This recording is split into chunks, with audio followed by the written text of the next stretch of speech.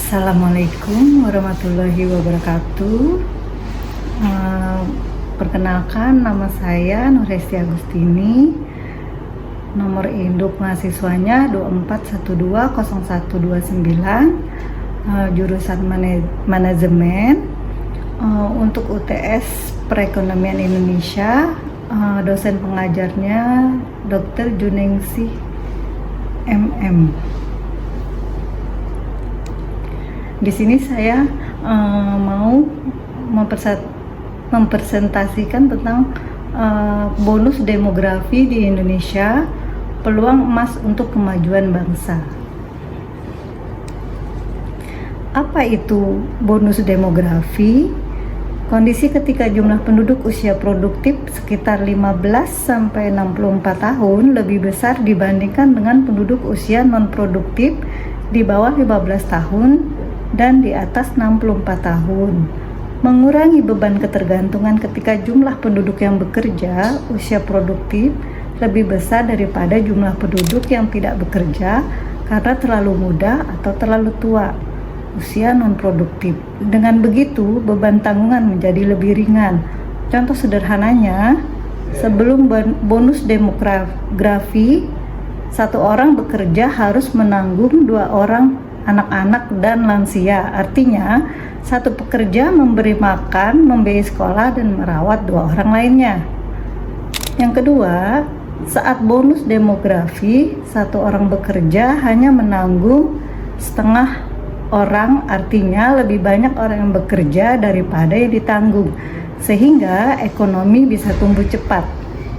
Potensi peningkatan pertumbuhan ekonomi adalah peluang untuk membuat negara lebih makmur jika sumber daya yang dimiliki dikelola dengan efisien dan bijaksana.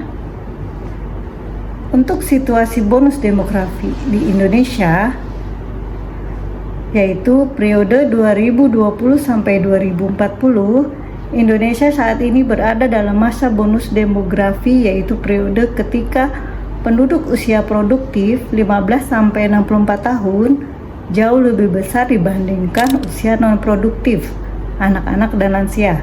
Ini merupakan jendela peluang emas yang hanya terjadi sekali dalam sejarah negara. Berikutnya, sekitar 70% penduduk saat ini berusia produktif.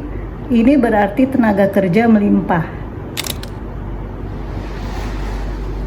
Selanjutnya, merupakan jendela peluang emas jika tenaga kerja diberdayakan dengan baik melalui pendidikan, pelatihan, lapangan kerja. Maka produktivitas meningkat, pendapatan nasional naik, kesejahteraan masyarakat meningkat. Tapi ingat, bonus demografi bukan otomatis untung jika tidak dikelola dengan baik. Banyaknya usia produktif akan menganggur dan beban sosial bisa justru meningkat. Berikut grafik komposisi penduduk. Proyeksi komposisi penduduk Indonesia berdasarkan usia 2020 sampai 2040. Contoh perhitungan sederhana bonus demografi menggunakan konsep rasio ketergantungan penduduk, defensi rasio. Rumus rasio ketergantungan, defensi rasio, yaitu penduduk usia non-produktif dibagi penduduk usia produktif dikali 100%. Contoh kasus, misalnya di tahun 2025, Indonesia memiliki data penduduk sebagai berikut.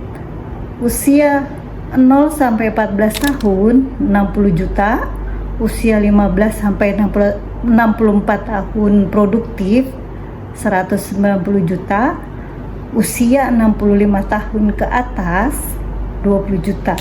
Langkah perhitungan, hitung jumlah penduduknya, yaitu 65 juta anak-anak ditambah 20 juta lansia sama dengan 85 juta.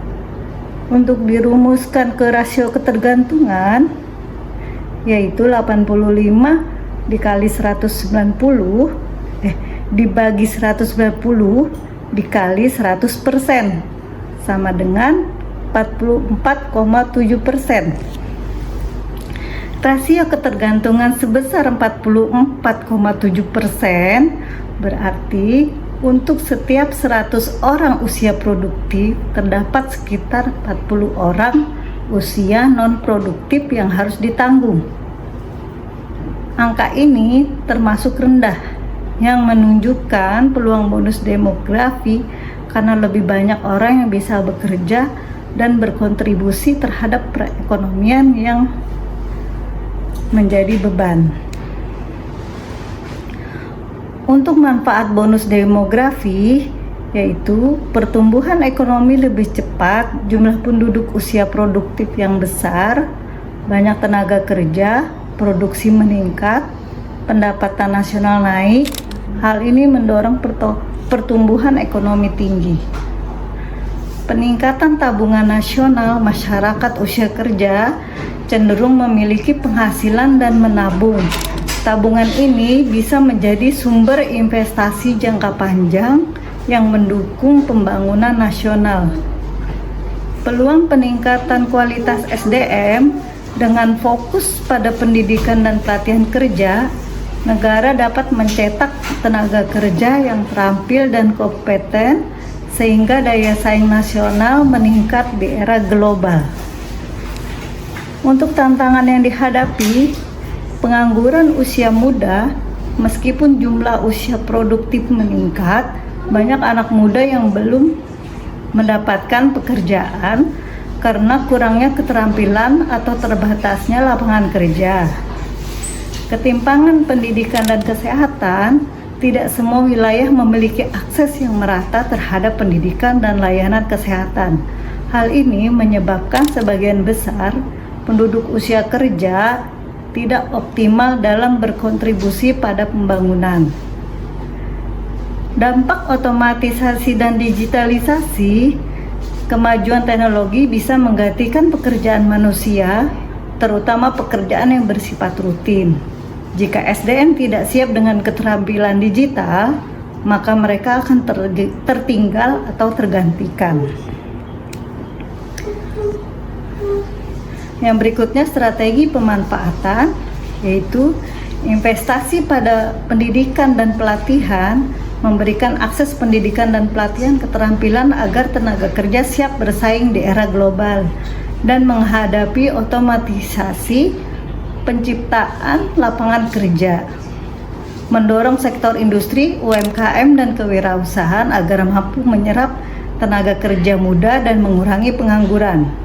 Pemerataan pembangunan antar daerah, mengembangkan wilayah luar Jawa dan daerah tertinggal supaya kesempatan kerja dan akses layanan tidak hanya terpusat di kota besar. Kesehatan masyarakat produktif, menjamin akses ke layanan kesehatan untuk menjaga produktivitas dan daya saing tenaga kerja terutama usia muda. Jadi untuk kesimpulannya, bonus demografi adalah peluang sekali seumur hidup, harus dikelola dengan kebijakan yang tepat agar menjadi kekuatan bukan beban. Terima kasih.